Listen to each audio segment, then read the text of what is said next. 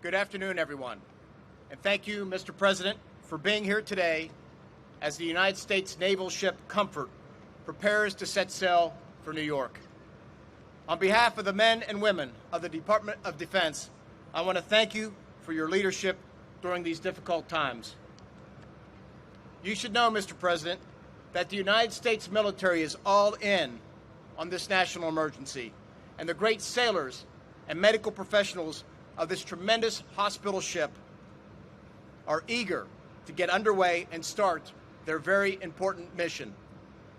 As the nation aggressively responds to the coronavirus pandemic, the Department of Defense is focused on three priorities.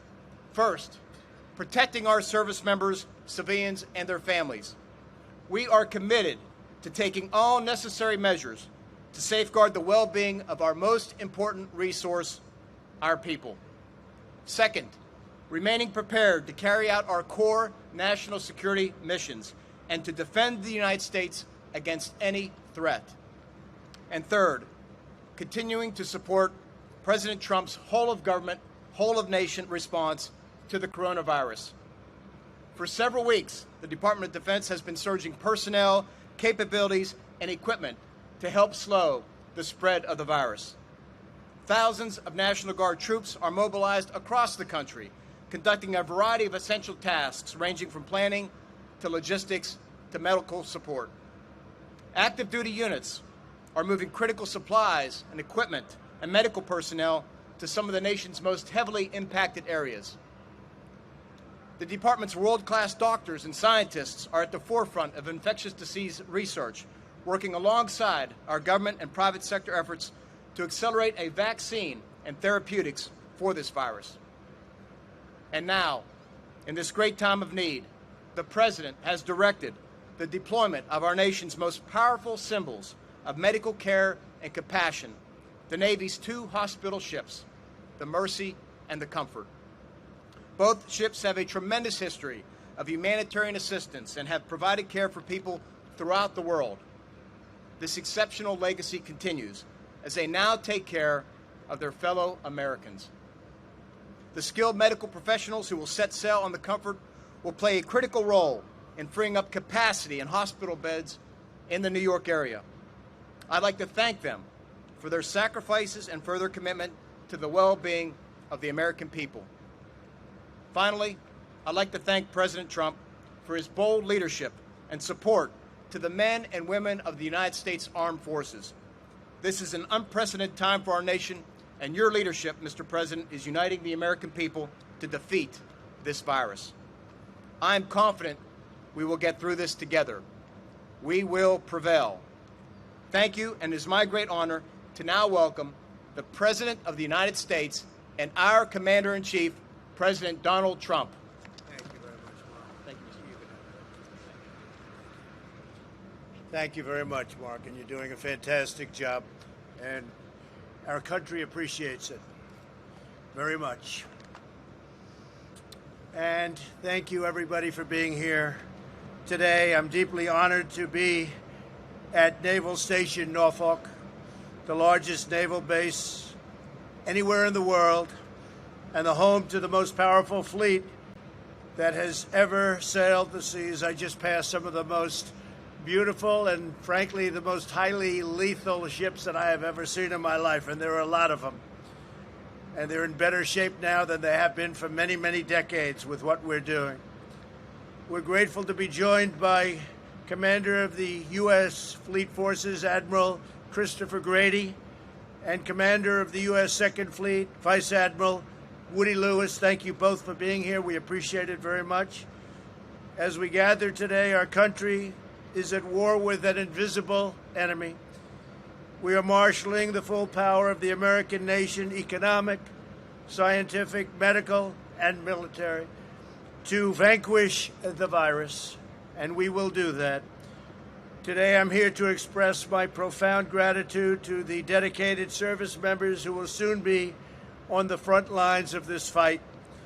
In a few moments, the crew of the Navy hospital ship USNS Comfort, which is really something, will embark for New York City, where they will join the ranks of tens of thousands of amazing doctors, nurses, and medical professionals who are battling to save American lives. This great ship behind me is a 70,000-ton message of hope and solidarity to the incredible people of New York, a place I know very well, a place I love. We're here for you, we're fighting for you, and we are with you all the way, and we always will be.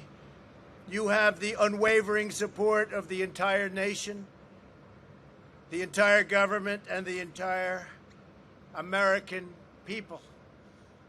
After being rushed out of maintenance with historic speed, it was supposed to be here for 4 weeks, and they did it in 4 days. The Comfort will arrive at Pier 90 in Manhattan on Monday, 3 weeks ahead of schedule. Its crew will begin treating patients on Tuesday. It will be met in New York Harbor by Governor Cuomo, who I just spoke with. He's very excited, and they need the help. The skilled sailors and civilian mariners aboard this ship will provide a critical surge capacity for the New York metropolitan area. Their mission will be to care for New Yorkers who do not have the virus but who require urgent care. In other words, they'll be using this. People will be coming out of hospitals who don't have the virus, and they'll be on the ship where they have great operating rooms and great facilities. And the places inbound on land will be where people that have the virus will be. So the people with the virus will not be on ship. The ship will be used for people having operations and other things other than that.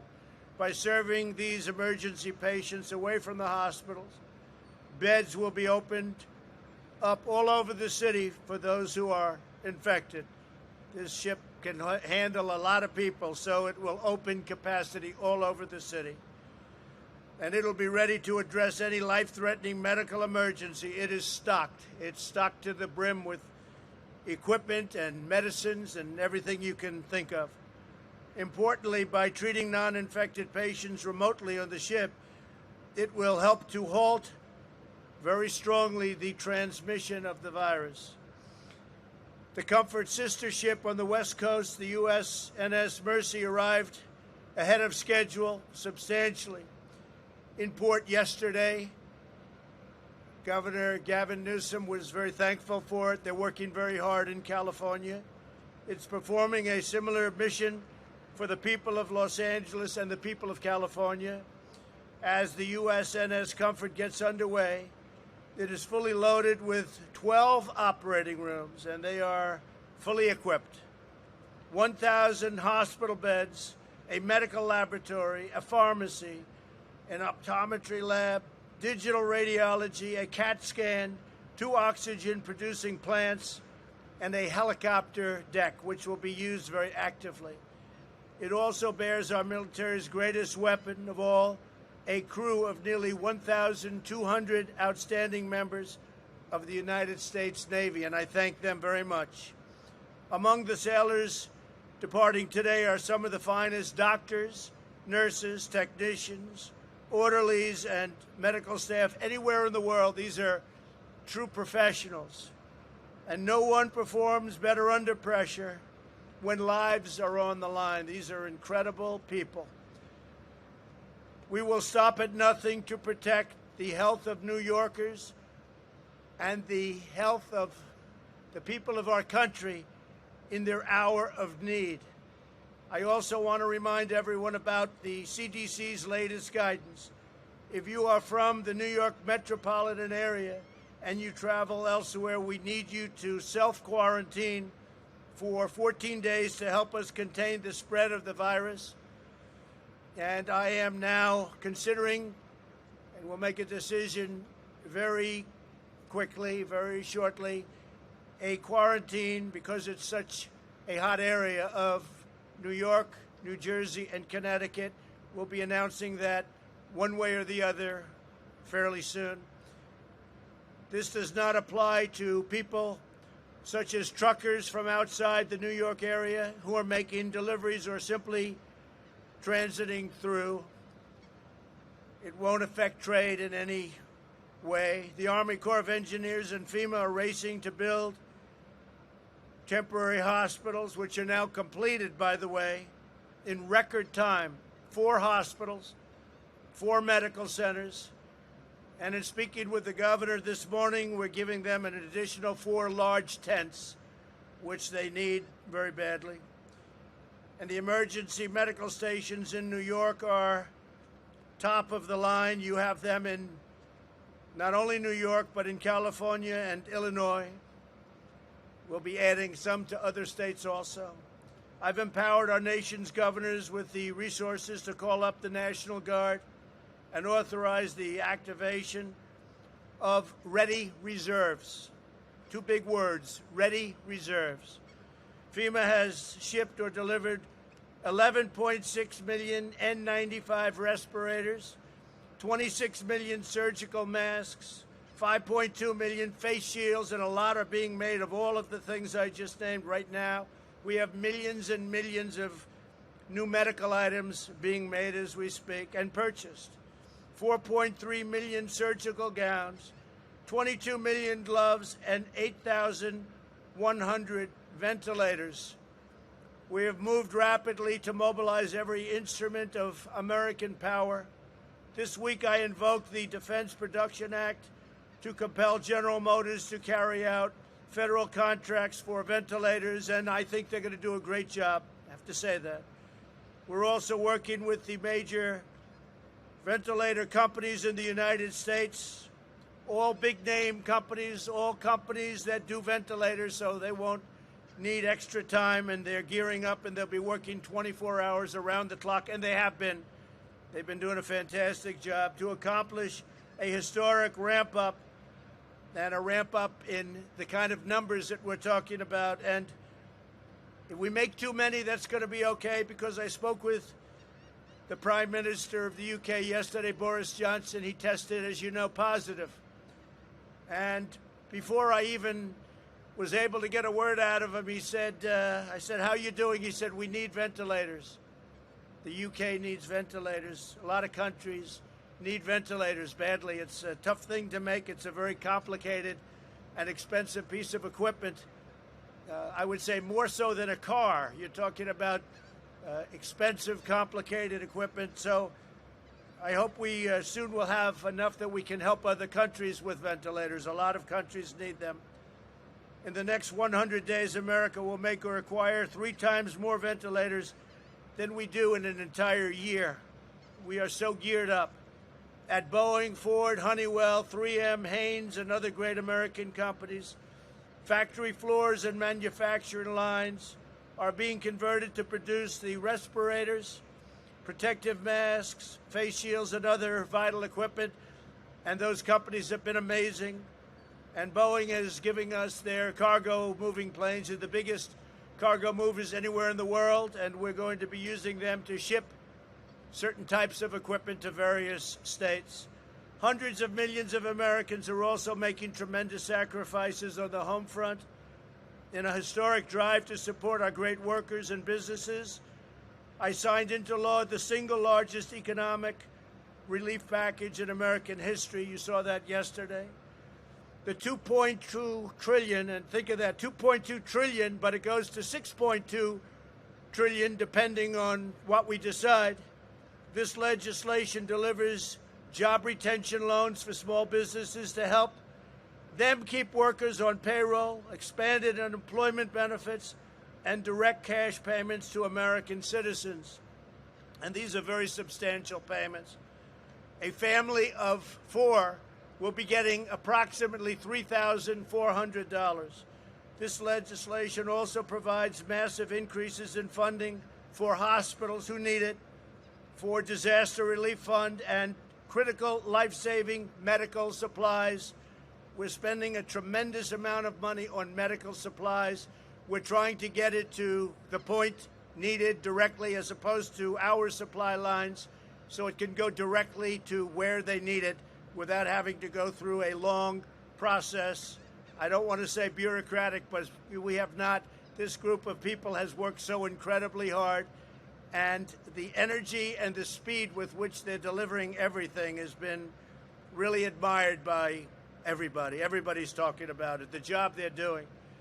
My administration has also taken action to suspend federal student loan payments. So we're suspending, and that means suspending in every sense of the word, student loan payments so that the students that are not able to take advantage of what's going on, obviously, for obvious reasons, they will be the payments suspended. We've temporarily stopped federal evictions and foreclosures. We've postponed tax day until July, which is a big thing, first time that's happened, and waived regulations to speed new treatments to the market. And we have new treatments coming on rapidly. We're doing very well, we think, with vaccines, and we're doing very, very well with hopefully or potentially cures. We're looking at a lot of different alternatives, a lot of different medicines. That would be game changer.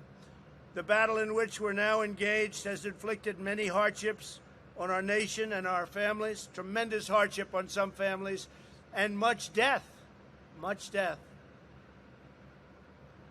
But through it all, the world has witnessed the unyielding resolve of our incredible American people. We are not only a country of vast resources, we're a nation of colossal strength, towering spirit, soaring patriotism, and exceptional character, and you're showing it to the entire world. At this moment, there are 151 countries throughout the world that are under attack by this horrible, invisible enemy. 151 countries. And we're in touch with a lot of them. Our professionals are the best in the world. But who would ever think 151 countries are under attack? We are one family bound together by love and loyalty, the eternal traits so perfectly embodied by the extraordinary men and women aboard the ship and the men and women at this beautiful, scenic, but really tough base. This base is something, thank you very much, this base is something very, very special. With the courage of our doctors and nurses, with the skill of our scientists and innovators, with the determination of the American people, and with the grace of God, we will win this war, and we will win this war quickly, with as little death as possible. And when we achieve our victory, this victory, your victory, we will emerge stronger and more united than ever before. We are going to be at a level of preparedness in case something like this should ever happen again, and God willing it won't. But we are prepared. What we've done in building systems, we're now the #1 tester anywhere in the world by far. We're testing more in one day than other countries are testing in weeks and months. We've learned a lot, and I cannot be more thankful to the American people, and I can say this, and I can say this from the bottom of my heart. I am very proud to be your president. Thank you very much, and God bless you all. Thank you. Thank you very much.